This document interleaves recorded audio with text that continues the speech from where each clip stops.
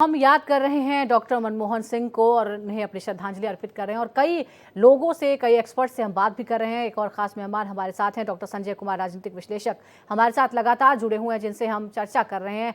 अलग अलग उन पड़ाव पर हम बात कर रहे हैं जिनके जरिए गुजरे डॉक्टर मनमोहन सिंह। डॉक्टर संजय कुमार, आपने असीम अरुण को सुना जो जिक्र कर रहे थे उस मारुति कार के बारे में कि इतनी लग्जूरियस गाड़ी थी, लेकिन उनका जो मन था वो हमेशा उसी मारुति 800 पर अटका हुआ था। ऐसी जो बातें होती हैं, ऐसे जिक्र होते हैं, क्या इनका संदेश जाता है? आपको लगता है कि हमें डॉक्टर मनमोहन सिंह जी से या तमाम जो राजनेता हैं उनको बहुत कुछ सीखने की जरूरत है? बिल्कुल, वो दिखावे में विश्वास नहीं करते थे, क्योंकि जो व्यक्ति जमीन से जुड़ा हुआ होता है वो ग्राउंड रियलिटी को समझता है।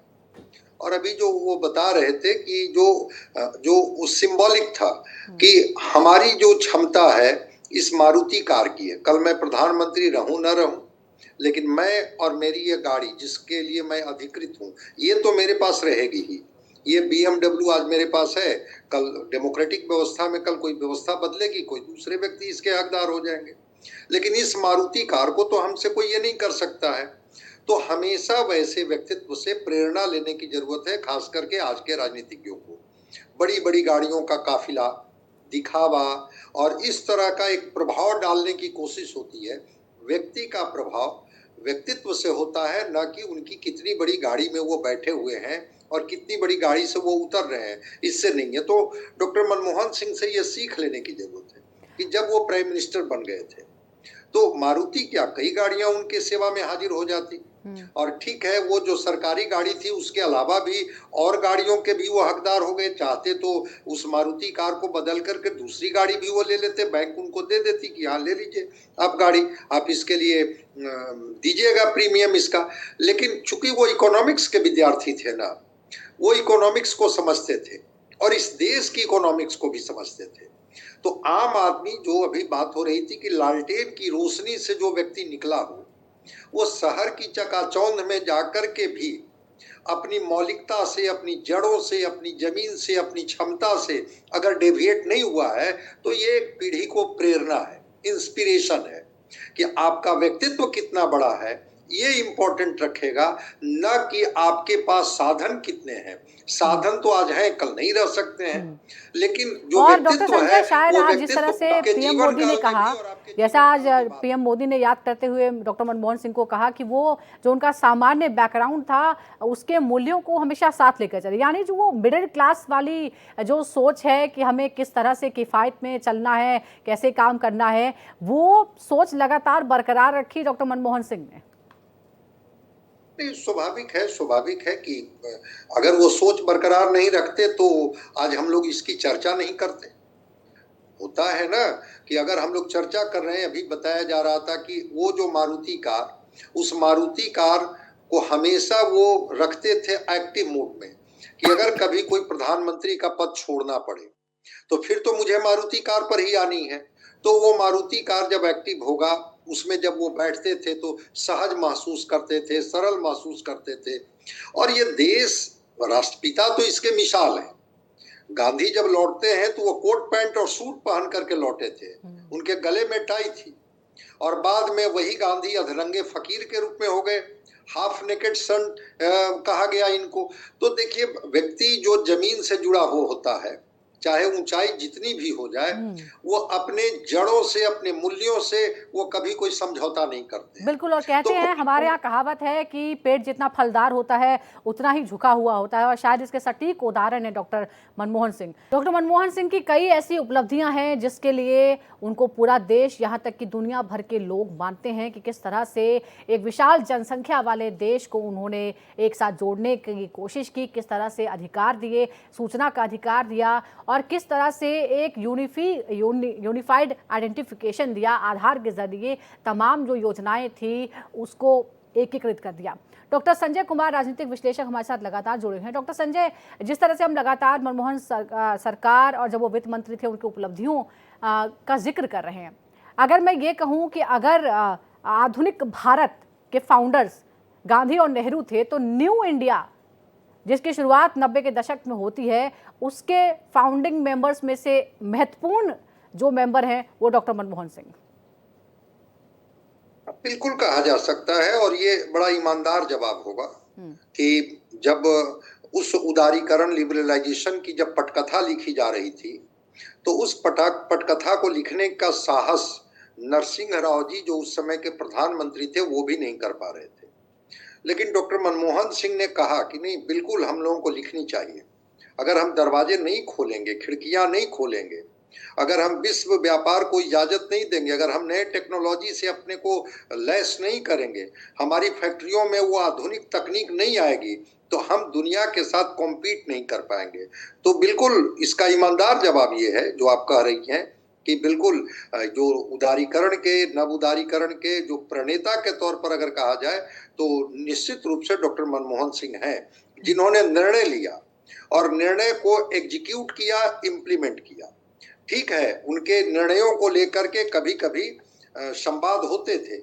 एक बार की तो स्थिति यही थी कि जब उन्होंने ये निर्णय लिया था, तो उस समय विपक्ष के नेता के तौर पर अटल जी ने उनकी आलोचना की थी, और उस आलोचना से ये काफी आहत हुए थे। इन्होंने कहा कि ठीक है, मैं इस्तीफा कर देता हूं, और अटल जी ने आकर के इनको मनाया, कहा कि नहीं, ऐसे तो मैं प्रतिपक्ष का नेता हूं, मैं तो आपके नीतियों का, आपके पॉलिसी का विरोध तो करूंगा ही। आप क्या उम्मीद करते हैं कि मैं उसकी सराहना थोड़े करूंगा, लेकिन आप इस्तीफा क्यों देंगे? ये रूठने और मनाने की स्थिति थी, जिसमें व्यक्तित्व इतना बड़ा हो, निर्णय इतने दृढ़ हो, तो उस स्थिति में चीजें अनुकूल हो जाती हैं। तो ये चीजें जो हैं, एक बार की घटना मैं बता रहा हूं कि एलन मिश्रा, वो मंत्री थे विदेशी व्यापार के, फॉरेन एक्सचेंज के, और सलाहकार के तौर पर डॉक्टर मनमोहन सिंह थे। कुछ बातों को लेकर के इन लोगों में सामंजस्य नहीं बैठ रहा था। इन्होंने कहा कि मैं इस्तीफा दे देता हूं, और फिर मैं एक बार दिल्ली स्कूल ऑफ इकोनॉमिक्स में जाकर के पढ़ाना पसंद करूंगा, अगर आप मेरी सलाह को नहीं मानते हैं। फिर आखिर आपने हमें सलाहकार बनाया क्यों? तो कई ऐसी घटनाक्रम है जिसमें जो इनके निर्णय थे, उस पर ये फर्म रहते थे, उस पर अडिग रहते थे, दृढ़ रहते थे, और सोचते थे। मैंने कहा था ना कि जब पहला बजट ये नरसिंह राव जी के समय में जब इन्होंने बना करके रखा, तो नरसिंह राव जी ने कहा कि इस पर आप विचार कीजिए, ये क्या बना करके लाए। उन्होंने कहा कि कोई बात नहीं, अगर आप संतुष्ट नहीं है, मैं दूसरा बजट बना देता हूं।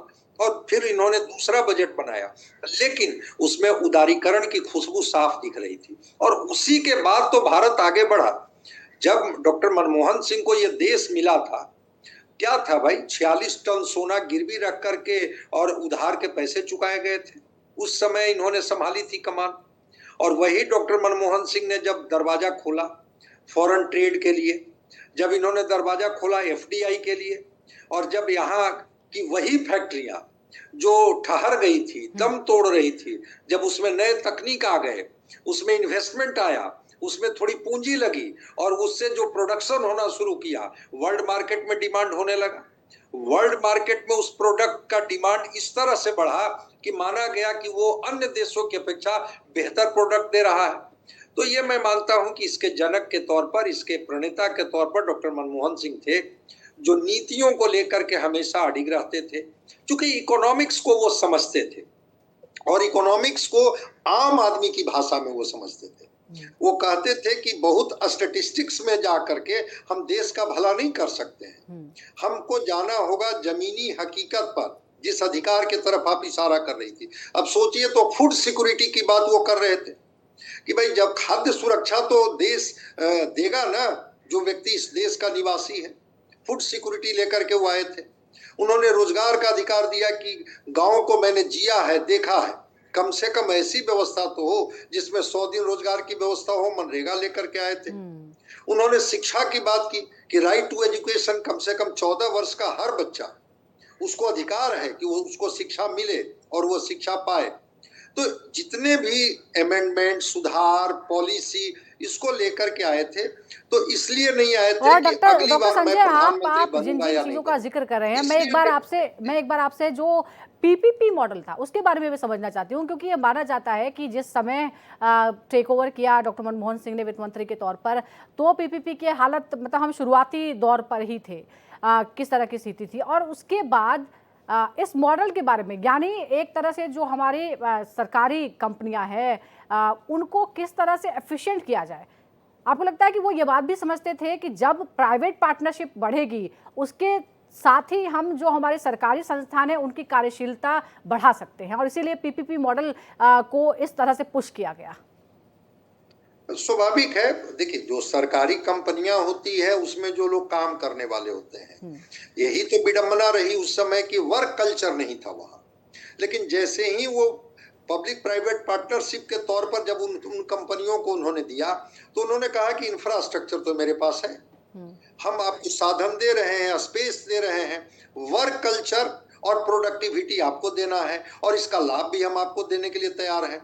तो उसमें जो इन्वेस्टमेंट आया और उसमें जो लोग आए, तो वही कंपनियां जो सरकारी एक बनी हुई थी कि भाई एक जिसको कहते हैं ना कि एक हाथी बना हुआ था, एलिफेंट की तरह वो दिख रहा था, जो बड़ा तो था लेकिन उसकी प्रोडक्टिविटी जो थी वह नगण्य थी, घाटे में चीजें चल रही थी। जैसे ही ये पीपी मोड में ये इन्होंने लाया, देखे कि प्रोडक्टिविटी भी बढ़ी, चीजें भी बदलने लगी, और वर्क कल्चर, सबसे ज्यादा इन्होंने वर्क कल्चर पर जोर दिया कि अगर आपका प्रोडक्टिविटी बढ़ानी है तो आपको वर्क कल्चर बदलनी होगी, और वर्क कल्चर तभी बदल सकता है जब कोई व्यक्ति डिक्टेट करे।